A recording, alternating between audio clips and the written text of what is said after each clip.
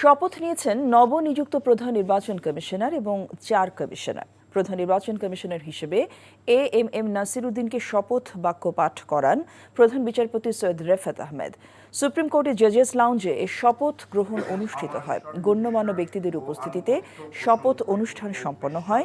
এছাড়াও 4 নির্বাচন কমিশনার, সাবেক অতিরিক্ত সচিব মোহাম্মদ আনোয়ারুল ইসলাম সরকার, সাবেক জেলা ও দায়রা জজ মোহাম্মদ আব্দুর রহমানুল মাসুদ, সাবেক যুগ্ম সচিব বেগম তহমিদা আহমেদ এবং অবসরপ্রাপ্ত ব্রিগেডিয়ার জেনারেল আবুল ফজল মোহাম্মদ সানাউল্লাহকে শপথ বাক্য পাঠ করান প্রধান বিচারপতি।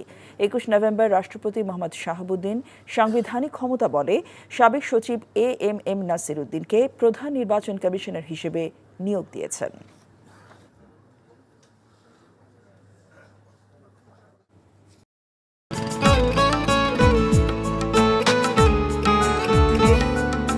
আপনার নামটা? নীলা। রাহুল। ওকে, এই মেয়েটারে তোর ভাবি সবাই কেমন লাগবে? আপনাকে না বলছে আমাকে ফলো না করতে? ফলো কেন করতেছিলেন? আপনাকে দেখতে ইচ্ছে করে আমার, আপনার সাথে কথা বলতে ইচ্ছে করে। আমি কি করবো ঠিক বুঝতে পারছি না। ওরে বাবা, ওই মেয়ে, অথচ তারে তুমি চিনো না? হ্যাঁ,